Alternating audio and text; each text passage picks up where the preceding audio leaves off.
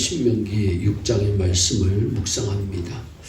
부모님들은 자녀를 사랑하기에 많은 것을 줍니다. 그러나 주기만 하는 것은 사랑이 아닙니다. 사랑하면서 안 가르치고 주기만 하는 것은 자녀를 망하게 하는 것입니다.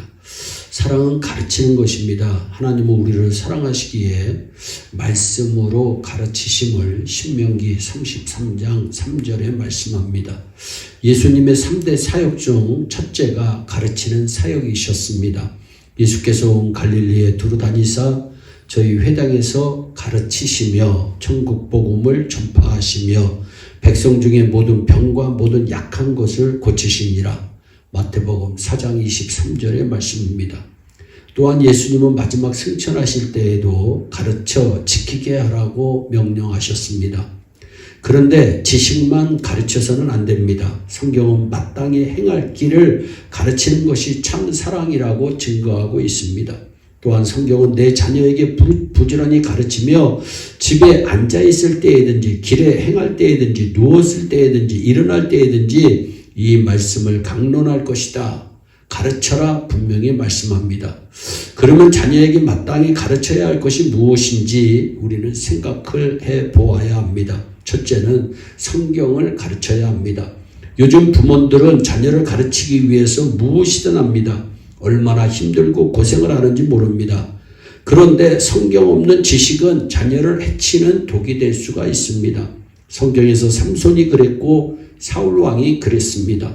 성경을 가르치면 온전케 됩니다. 사도 바울은 모든 성경은 하나님의 감동으로 된 것으로 교훈과 책망과 바르게 함과 의로 교육하기에 유익하니 이는 하나님의 사람으로 온전케 하며 모든 선한 일을 행하기에 온전케 하려 함이니라 말씀합니다.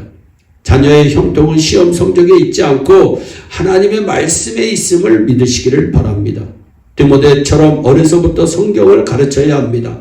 아무리 어려도 사무엘처럼 하나님의 음성을 들을 수가 있는 것입니다.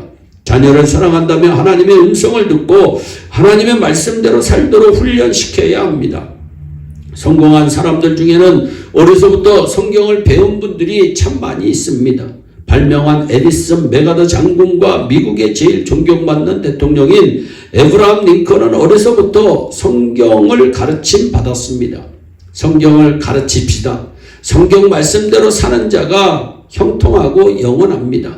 둘째는 효입니다. 효는 해도 되고 안 해도 되는 것이 아닙니다. 반드시 해야 하는 것이 효입니다. 성경은 자녀들아 너희 부모를 주 안에서 순종하라 이것이 옳으니라 말씀합니다. 효는 옳은 길입니다. 옳은 길을 가면 잘 될 수밖에 없습니다. 자녀들에게도 길도 가르쳐주지 않고 성공하라고만 요구하면 탈선합니다. 옳은 길인 효를 먼저 가르쳐야 합니다. 사도 바울은 만일 어떤 가부에게 자녀나 손자들이 있거든 저희로 먼저 자기 집에서 효를 행하여 부모에게 보답하기를 배우게 하라. 이것이 하나님 앞에 받으실 만한 것이니라 권면하고 있습니다. 요즘 시대에 제일 무서운 것이 세대 간의 갈등이라고 합니다. 그러나 효를 가르치는 가족에게는 세대 차이가 있을 수가 없습니다. 세대 차이 없는 효 가족은 자손 천대며 축복 천대입니다. 우리 모두 자녀에게 효를 가르침으로 신앙 천대, 자손 천대, 축복 천대를 이루기를 바랍니다. 셋째는 정직입니다. 21세기는 신용사회입니다. 신용은 정직에서 나옵니다. 자녀를 21세기의 주인공으로 만들고 싶다면 정직함을 가르쳐야 합니다. 콩 심은 데 콩 나고 팥 심은 데 팥 나고 안 심으면 안 납니다. 기도하면 응답받고 기도가 없으면 응답도 없고 적게 기도하면 적게 응답받고 크게 기도하면 크게 응답받습니다. 예수를 믿으면 구원받고 부모에게 효하면 복을 받습니다. 이것이 정직입니다. 정직한 자는 인생의 대로를 달립니다. 게으른 자의 길은 가시울타리 같으나 정직한 자의 길은 대로라고 잠언서 15장 19절에 분명히 말씀하고 있습니다. 정직은 말이 아닙니다. 정직은 삶입니다.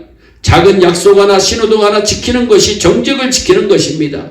성경 말씀대로 정직하게 살면 더딘 것 같아도 결국에는 성공자가 됩니다. 하나님은 정직한 자에게 좋은 것을 아끼지 않으시는 분이십니다.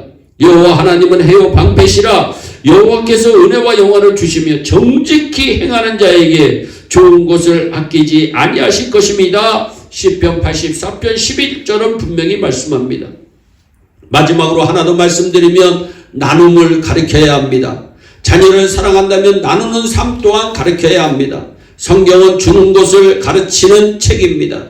옛날 어른들은 콩 하나라도 형제가 나누어 먹으라고 가르칩니다. 콩은 하나입니다. 그런데 신기해요. 껍질을 벗기면 두 쪽으로 나누어집니다. 이처럼 욕심이라고 하는 껍질을 벗기면 나눠서 같이 먹을 수가 있는 것입니다. 자기만 생각하는 껍질을 벗기면 남을 위할 수가 있는 것입니다.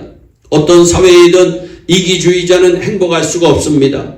세리장이었던 삭개오는 부와 권력을 가지고 있었음에도 불행한 인간이었습니다. 그러므로 자녀가 행복하게 살기를 원한다면 마음과 물질과 시간을 나누는 사람으로 키워야 합니다. 세상은 공부해서 남주나 벌어서 남주나 라고 말합니다. 그러나 우리는 벌어서 남주기 위해 공부하고 일해야 합니다. 사도 바울은 빈궁한 자에게 구제할 것이 있기 위하여 제 손으로 수고하여 선한 일을 하라고 우리에게 권면합니다. 사랑하는 성도 여러분, 나눔은 축복입니다. 예수님은 주라 그리하면 너희에게 줄 것이니 그 후이 되어 누르고 흔들어 넘치도록 하여 너희에게 안겨주리라 분명히 말씀합니다. 지극히 약한 사람과 나누는 것은 예수님을 대접하는 것입니다. 우리가 자녀를 대접하는 사람으로 키울 때 그들의 삶이 풍요로워집니다. 우리의 자녀들을 바로 가르침으로 하나님 나라의 지도자가 되며 21세기의 세계를 이끄는 지도자가 되게 하는 우리 모두가 되기를 주 예수 그리스도의 이름으로 축원합니다. 기도하겠습니다. 사랑의 하나님 참 감사합니다. 하나님 우리의 자녀들에게 성경을 가르치게 하여 주옵소서. 사랑의 하나님 우리의 자녀들에게 효를 가르치게 하여 주옵소서. 사랑의 하나님 우리의 자녀들에게 정직을 가르치게 하여 주옵소서. 사랑의 하나님 우리의 자녀들에게 나눔을 가르쳐서 그들의 삶으로 통해서 주님 영광 받으시고 그들의 삶은 풍요롭고 복된 삶이 되게 하여 주옵소서. 감사하고 예수님의 이름으로 기도하옵나이다. 아멘.